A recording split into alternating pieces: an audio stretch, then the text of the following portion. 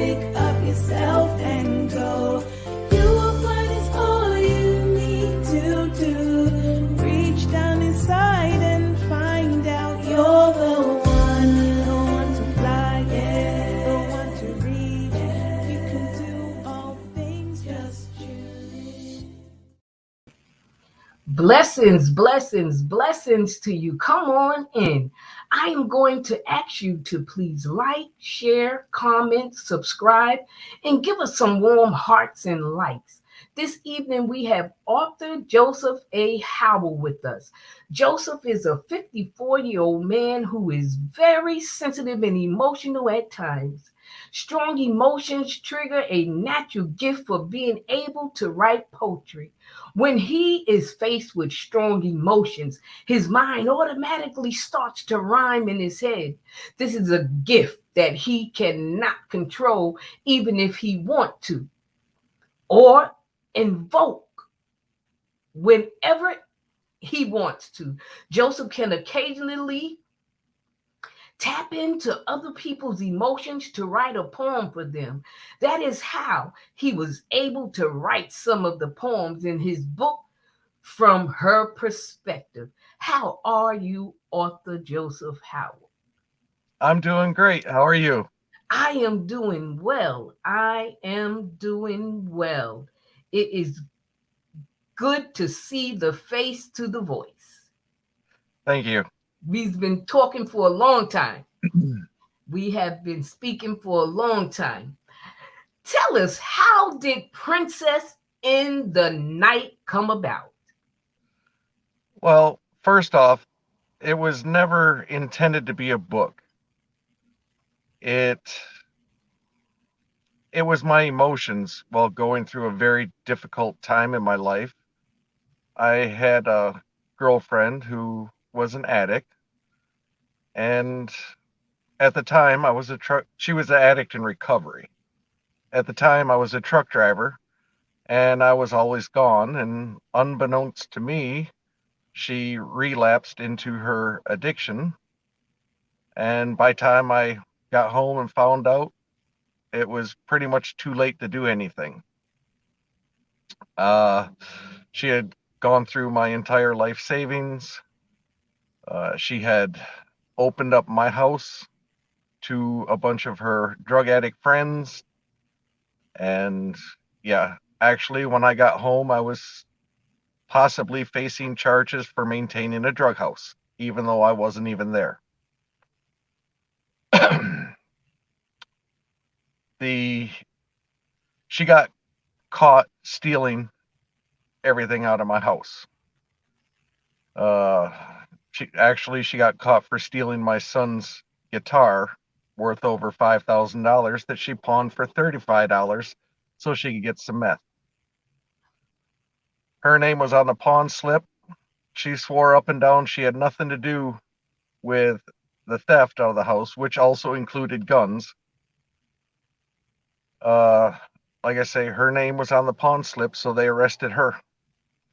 She ended up in jail for a year, and while she was in jail, all of my emotions, everything I was going through after everything that had just happened, I started writing poems, and I was mailing them into her into the jail. Mm-hmm. And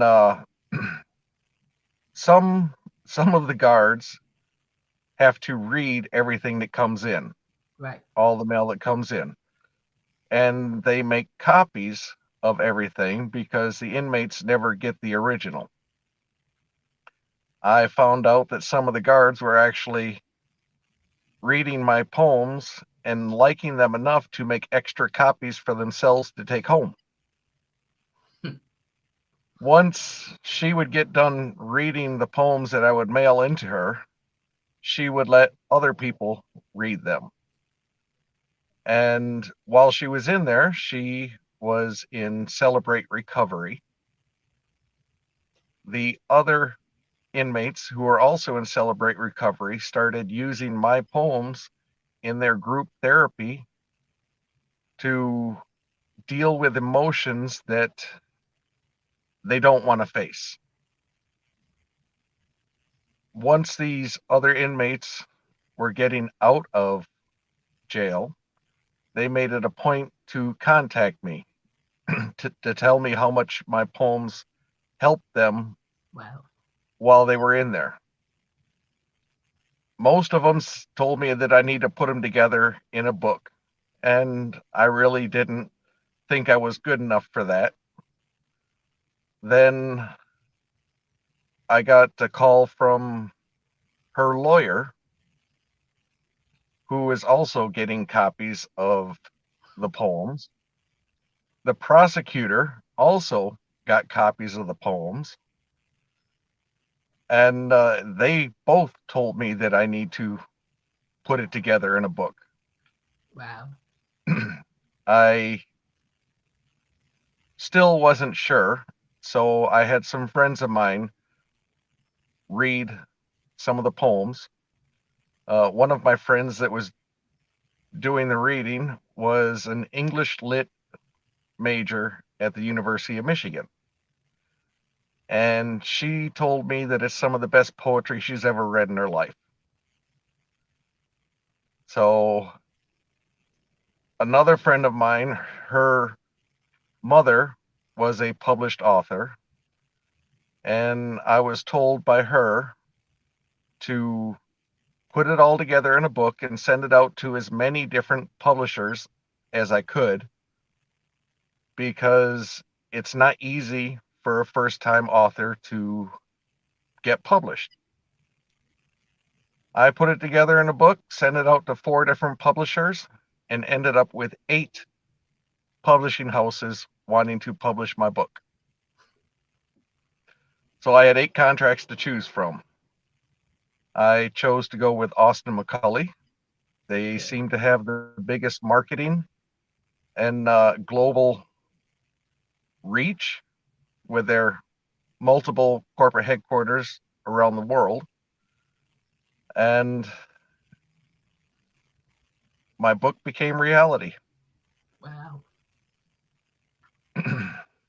Wow. That's amazing. What a story. What a powerful story. God is good and worthy, I tell you. That's Yes, amazing. So let me ask you this. With all the pain that it caused, why, you know, did you actually write the book? Was it how did was it painful for you to do it? Was did Princess in the Night, did it energize you or exhausted you when you was writing it devastated me. it? Well, I was devastated already from what was going on. Right. The the poems were my kind of self-imposed therapy to Okay. deal with everything that was going on, to get my emotions out. And I was sending them to her in jail so that she knew what I was going through and why my emotions were all over the place. But no, it was emotionally,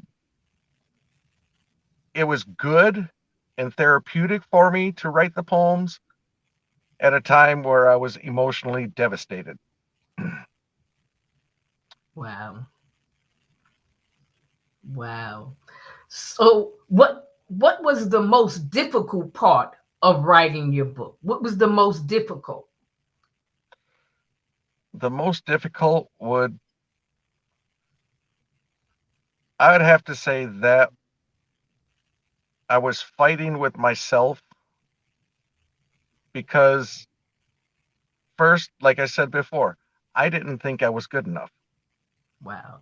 Even though I had 8 offers and I had chosen a publisher, everybody was enthusiastic about the book, but still I didn't think I was good enough. I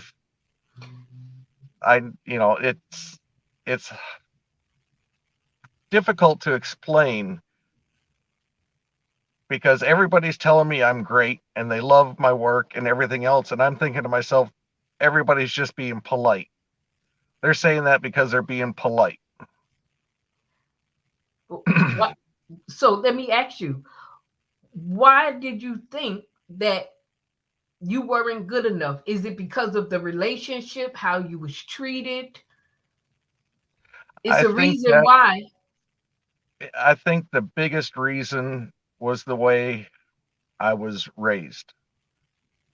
Okay. I was a middle child, and you know, older brother, older sister, and a younger sister, and I never really got a lot of compliments or praise Okay. from anybody. So it was difficult to see myself as being very good at something. It's hard when you're not used to getting compliments and praise. It's very difficult to accept it when it does come. Right, right. No, I definitely understand that. But you see differently today though, right? You see Mm. yourself worthy with God. You are worthy. You know that. Oh, I've been blessed with, well, it's a blessing and a curse, all of the emotions that I have. But I am blessed, and I have been given the gift of being able to write poems that are extremely emotional, but it takes its toll on me, so that part's a Of curse. course. Of course. It's, yeah, a blessing and a curse. The best thing when you get like that or you feel like that, you take it to God in prayer because he will help you. He will help you. You say it was a curse, but it was more of a blessing for you. Yes, It was more definitely. of a blessing for you. Definitely. And being so emotional, uh, it's hard for other people to relate to me. Okay. You know, guys are supposed to be stoic, not show emotions, and I'm just not like that. I am a very emotional man. Right. And that's okay. So my next question to you is, because I'm curious, what was the first book that made you cry? Oh, it's that's difficult because I never really was much of a reader. Okay. I was more, uh, I don't want to say academic because I wasn't academic at the time. I was more into the physical sciences Okay. and not really much of a reader of books. Okay. But uh, I do love the Harry Potter series and Okay. the Hunger Games series. The Hunger Game. Okay. Yeah. Okay. Had But a did it? girlfriend who got me to read. Okay. Okay. So, but they didn't make you cry though, right? No, No. no. What makes Right. me cry? What makes me cry is when I feel empathy and other people's pain. Right. That Okay. that's what gets me.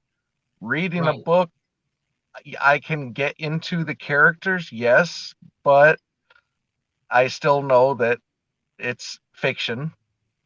But when I'm with somebody and they're hurting, I can also, feel their pain emotionally because I can put myself in their situation.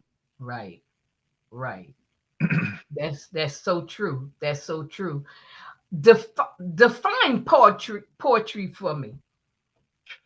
Poetry. Now, that's it's different things for different people.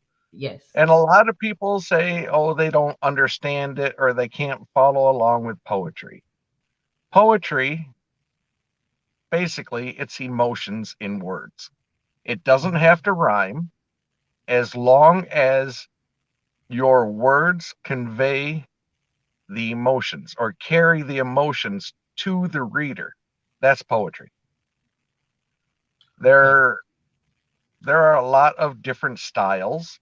Some have rigid structures like a haiku, Right. but other forms of poetry, it can just come down to somebody writing their emotions in a way that describe them to where the reader will actually be able to feel what the writer is trying to convey. Right. There are Wow. some great poets out there. Oh yes. Uh, and they're all over the internet. There are Yes. poetry groups on the internet. I'm a member of 127 of them. Uh, I get questions all the time about from other poets wanting to do what I've done, and that's put together a book. Right. Right. And all I can tell them is put them together in a format and send it out to publishers. Right. If the publishers are interested and they think you're good enough, they will let you know. Right. Right. That's true. That's true. You know, many people say poetry is dying. Do you agree or disagree with this statement and why?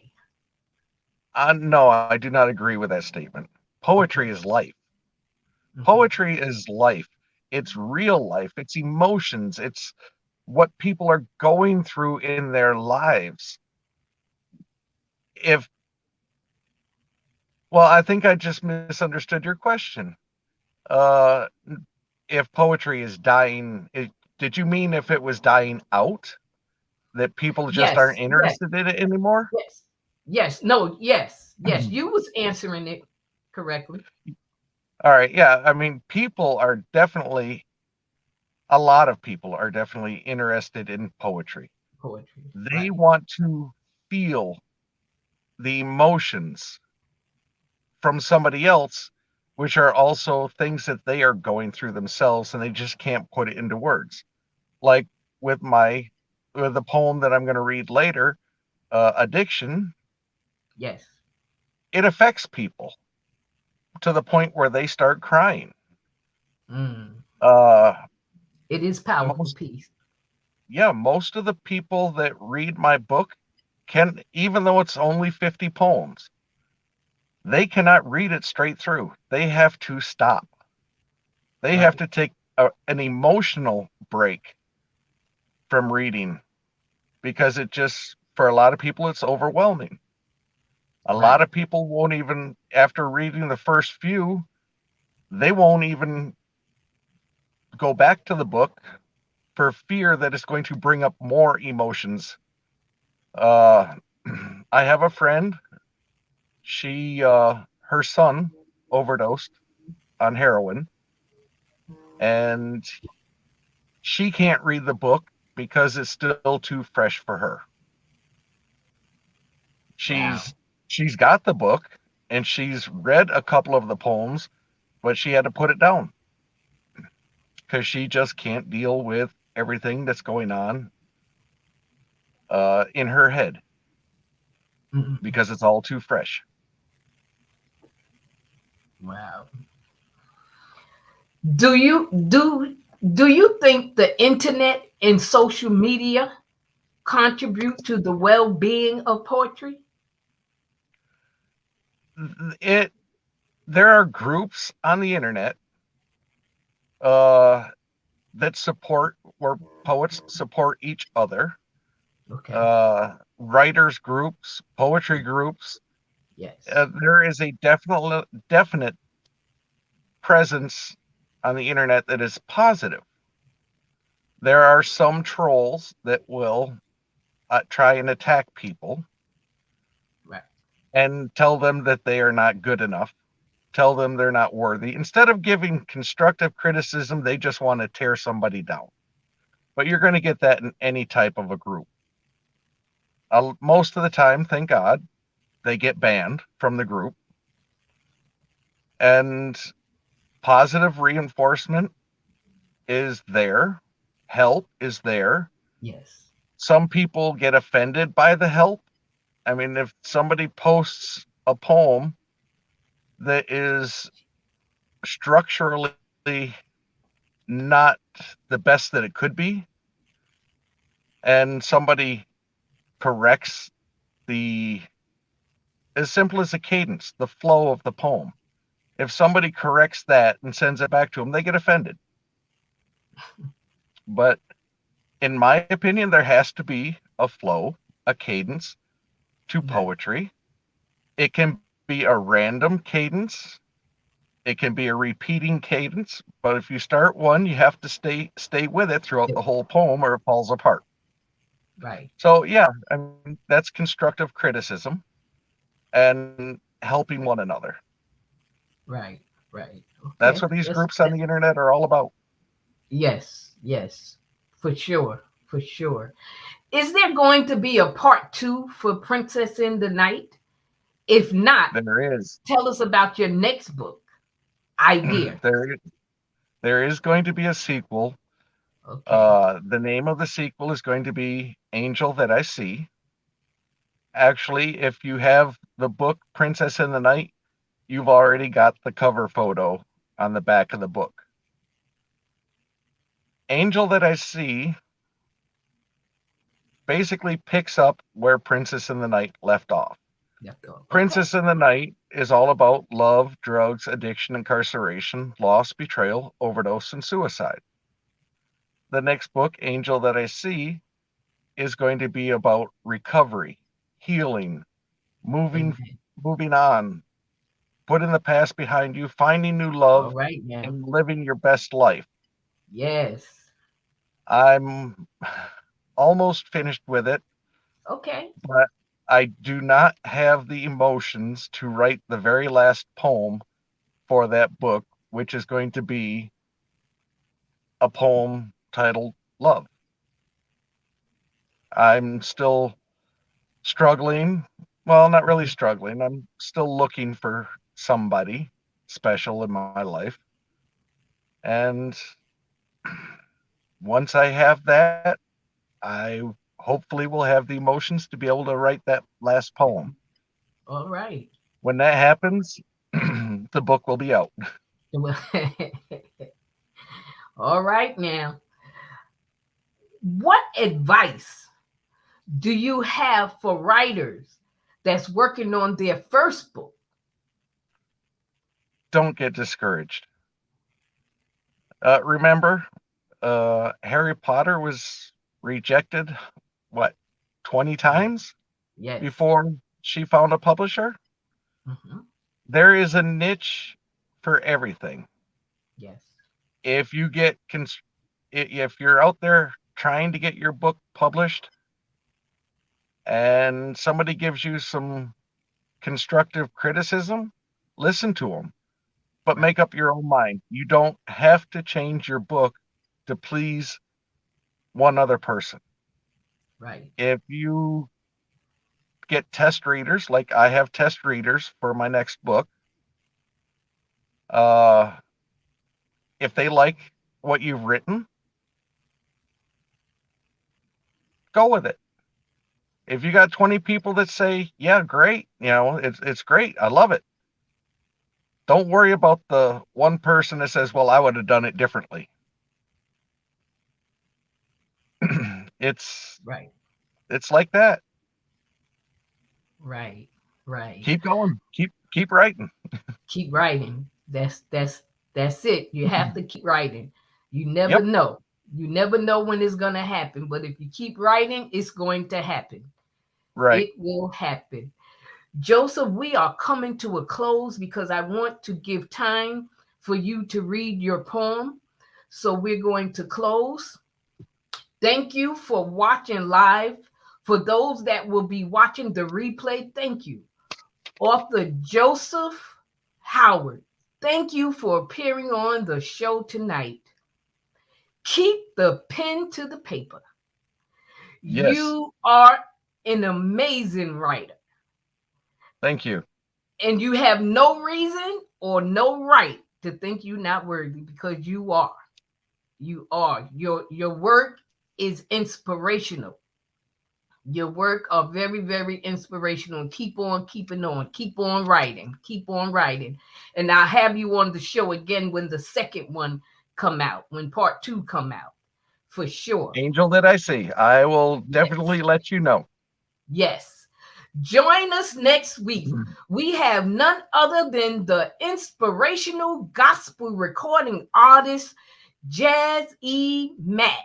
His music is not only astonished, but influential, providing heartfelt, lyrical, positive, uplifting, and encouraging messages which are delivered through God's mouth to his ears and from his mouth to the world. If anyone knows that God is a healer, it's Jazz E. Matt. He is a stage 4 cancer survivor. Tune in next week. You do not want to miss this powerful interview. Good night. God bless. Stay safe. And check out my website, denisenewsome.com. We're going to close with the poem Addiction by author Joseph Howard. Addiction. My addiction is a demon much more powerful than me. This demon is my master, so please just let us be. I want so much to end it all, I can't take this anymore. Just hand me my needle, then walk right out the door. Please don't try to help me. For some, it never works. If you get into its way, you'll end up getting hurt. This addiction is killing me. I know that this is true. If you do not run away, this demon will hurt you too. This demon is controlling me. Its will I must obey. I have asked that you please walk away. Why do you choose to stay? Do not come with all your love. I just don't want to feel. Love will always go away. My wounds will never heal. Why do you choose to give your love? It cannot fix the pain.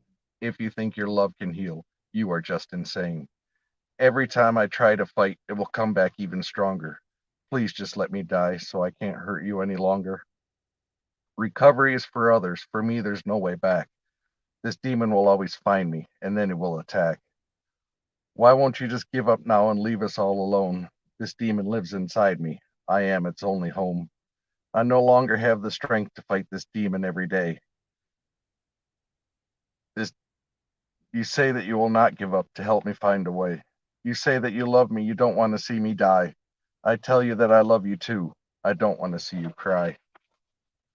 You promise to be here for me to help me one more time. I feel I am not worth your love. You tell me you are mine. I would sacrifice my life for you to help you win this fight. You are worth all my love, my princess in the night.